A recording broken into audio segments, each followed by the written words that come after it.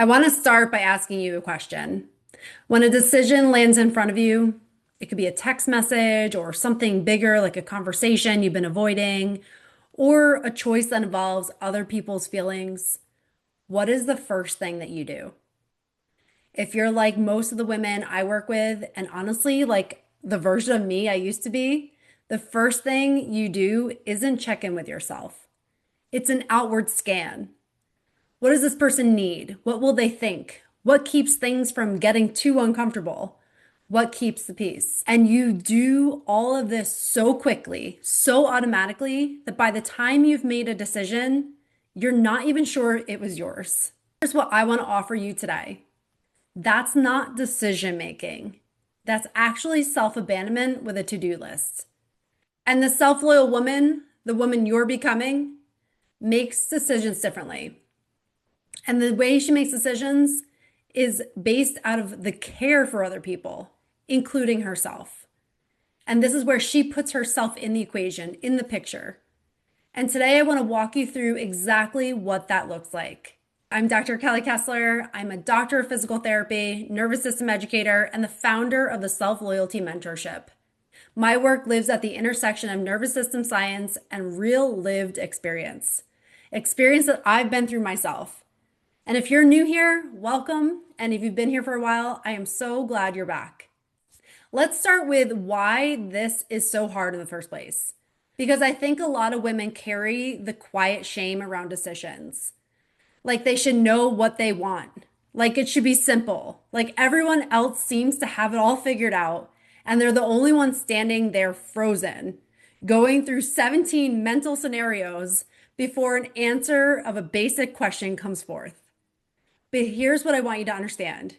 You're not taught to make decisions from the inside out. You were taught to be good. You were taught to be accommodating, to be easy to love. And what that translates to in practice is that decisions become about managing other people's responses, not honoring your truth. So the decision isn't hard because you don't know what you want. Most of the time you do know what you want, but you're so quick to override that. And the thing is, your body knows, but yet your mind goes quicker. The decision is hard because you know and you're afraid of choosing it because you wonder what it will cost you. And this isn't happening at the conscious level, it's happening subconsciously because we hold on to beliefs that we need to be the version of that other people expect. We need to be that role that we have to fill of being the good girl, the one who always goes along and gets along with other people. And those beliefs drive you until you start to realize that they are. And that's the thing. You wonder, will they be upset? Will they pull away? Will they think that you're too much? And for the longest time, that dynamic that you have managed has worked because you're the one carrying all the weight. You're the one holding it together. You're the one carrying the emotional burden. You're the one silencing yourself, making yourself feel smaller so that other people are not uncomfortable. And so instead of choosing from the inside, you negotiate, you calculate, you weigh what you feel against what seems safe. And very often, what feels safe wins because that's the nervous system. The nervous system is designed to keep you safe. And that's the pattern. And it makes complete sense given how you learn to survive. But it also keeps you making decisions that don't belong to you. I want to get really specific here because I think this is where a lot of content around self-abandonment gets way too vague. It's easy to think that this might be happening, but when you actually see it for what it is, that's when you can recognize in yourself what's actually happening. So here's what the self-abandonment decision loop looks like in real life. Sometimes it comes in a request, a message, a situation, and your body gives off a signal. It's usually your stomach dropping, a tensing, a tightening in your chest, a feeling of dis-ease in your body, just something doesn't feel right. And it's that quiet knowing that really is your no, but then the mind clicks in and overrides that. And this is where you get in these patterns. You scan for what they want first. You talk yourself out of what you actually feel. You think about the consequences of saying no or speaking up or choosing yourself. You pick the option that creates less friction. It's those moments that you just swallow your pride and keep on doing the thing that you know you don't want to do again, but yet you do. You tell yourself it was your choice, and then you quietly resent it later. You go home and you wonder, why didn't I say something differently? Why didn't I stick up for myself? Why did I go along with that? But yet it was the choice at the moment that felt safer. And that part about resentment is important because resentment is data. When you make a decision from self-abandonment, even if it's a small one, something registers it. Your body is keeping that score. And over time, those small moments of leaving yourself behind accumulate into something that feels like disconnection, like you don't even know yourself anymore, like something essential has gone quiet. And here's what I want you to hear about this. It's not a character flaw, it's not weakness, it's a learned pattern. Your nervous system has been conditioned to outsource your sense of safety to other people's reactions. It learned that belonging and love and connection required a version of you that didn't take up too much space. And it learned that so thoroughly that now it happens automatically. It happens beneath the surface. It happens in those reaction moments where you can't even think straight, you just do. And before you realize it, you've already left yourself behind again. I want to share something from my own experience here because I think it matters. Not long ago, I remember this moment, a message came in. I felt it before I even finished reading it. My stomach dropped. I had this tightening in my chest. I felt chest pain from this message. The almost automatic pull to respond and fix it and make it okay for the other person felt so real in this moment that I was already typing to respond to them, to smooth it over before it became something even more difficult to deal with. The old pattern had me typing before I even knew what I was actually doing, before I even had a thought. It was responding from guilt, projected guilt from the other person, from their framing of me, from the version of myself that still believed my worth depended on managing their emotions. But this time I paused. I remember distinctly, I stopped. I put my hand on my heart. I literally, physically, right there in that moment, stopped and allowed myself to feel into it and not feel like I had to respond in that moment. And instead of the usual me leaving myself behind, I said to myself, I'm with you. I've got you. And then I took a deep breath and I allowed myself to just sit with myself, not feel the urge to do what the other person wanted me to do, not feel the urge to fix it or smooth it. I just let me be with me and feel whatever I was feeling in that moment. And this wasn't about me getting regulated enough to still give them what they wanted. It was for me to be in tune with myself, to check in with myself, to know what I wanted, and to come back to myself. And from that place, even though it's still uncomfortable, even though you still feel that pull, you still feel the guilt, you feel all those things still there. But the difference is that you don't let them drive your car. You're in the driver's seat. They can still be there as a passenger, but you're the one who has that choice. And in that moment, I chose myself. I chose my next step instead of it unconsciously being chosen for me. And this was not chosen from what they wanted. It wasn't chosen from a guilt trip. It wasn't chosen because of their perception of me. I made my next choice from a place in alignment with me. When after I checked in with me, after I allowed myself to be with myself and decipher what was mine and what was theirs. That's what a self-loyal decision looks like. It's not fearless because there is fear involved. It's not without discomfort because the discomfort is definitely there. It doesn't mean that the other person's feelings don't matter because their feelings are real and so are mine. It just means that mine do too. Because when you abandon yourself, your feelings take a backseat to everything. But when you're loyal to yourself, you honor yourself and you allow yourself to be heard and seen and validated by yourself.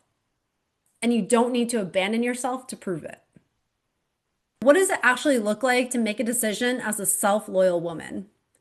I want to give you 3 questions. This is not a rigid checklist, but it's a way of orienting yourself inward before you move outward, as a way of making sure that you're actually in the room when this decision gets made. The first question is, what do I actually want here? Before I factor anyone else in. I'll say that again. What do I actually want here before I factor anyone else in? And that is not going to be answered by what's practical, what's kind, what's needed from you. It's what's true for you right now in this moment, without judgment, without overriding it. What is it that you need in this moment? And I know this sounds simple, and I know it's not, because for a lot of women, that question has been so crowded out for so long that the honest answer does not come easily. And you might sit with it and hear nothing at first. You might hear competing voices that all sound like obligations, but stay with it. Ask your body, not just your mind. What do I actually feel here? The second question is, am I making this decision from fear or from love?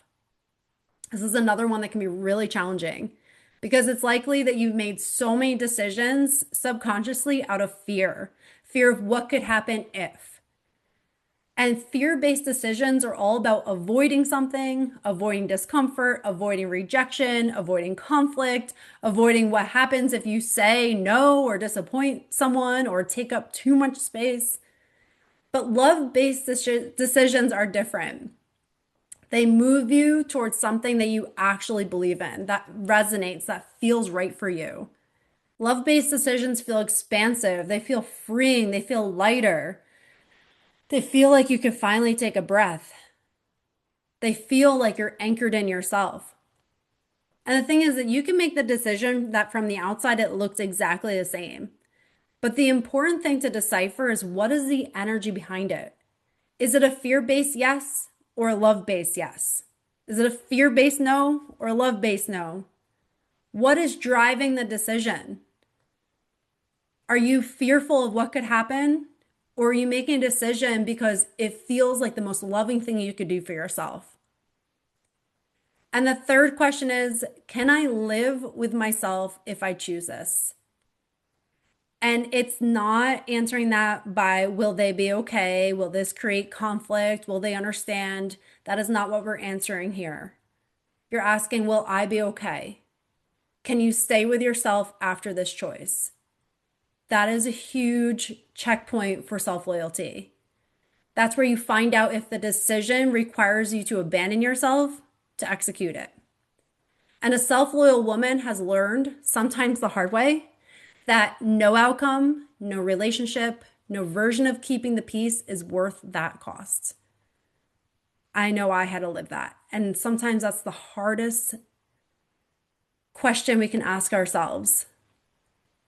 But if something requires you to abandon yourself, it's essential to look at that situation, relationship, whatever it might be, with curiosity of what it requires for you to maintain it. So I want to come back to that moment I shared. The hand on the heart, the breath, the words, I've got you, I'm with you. Because it wasn't just a nice moment, it was the practice. When you're in the middle of a decision and the old pattern fires, when that pull to scan outward to fix it, to make it easier for someone else kicks in, you need something to interrupt it before your nervous system completes the loop. That's what this somatic anchor does. The physical touch activates your vagus nerve, which is your 10th cranial nerve, the longest nerve in your body. It signals safety to your nervous system and literally gives your body something real to orient to in that moment. It says, I'm here. I haven't left. The breath is the same. One slow breath through your nose allows you to come back to yourself rather than being pulled into the outward situation. And the I'm with you, I've got you is that direct message to the part of you that learned to disappear. The part of you that didn't feel worthy of being with yourself in so many moments. The part that still believes that staying with yourself isn't safe. You're telling her, this time is different. I'm not leaving you, I've got you. You don't have to have the decision figured out before you do this. You just have to interrupt the automatic departure. Come back to yourself first and then choose from there. The last piece I want to leave you with is this. A self-loyal woman knows her non-negotiables. And these are not rigid rules she's drawn in the sand, but as a deep knowing that has been earned through paying attention. She knows what it feels like in her body when a decision requires her to abandon herself to execute it. And she's done enough work to recognize that feeling before she's too far in. In real life, that might look like staying in a conversation and saying something true, even when her voice shakes. It might look like not explaining herself 3 times after she's already said no. It might look like receiving someone else's disappointment without feeling like she had to immediately fix it. It might look like choosing the slower, harder path because it's the one she can live with. None of this is comfortable. I want to be honest with you because none of this is comfortable. It is challenging.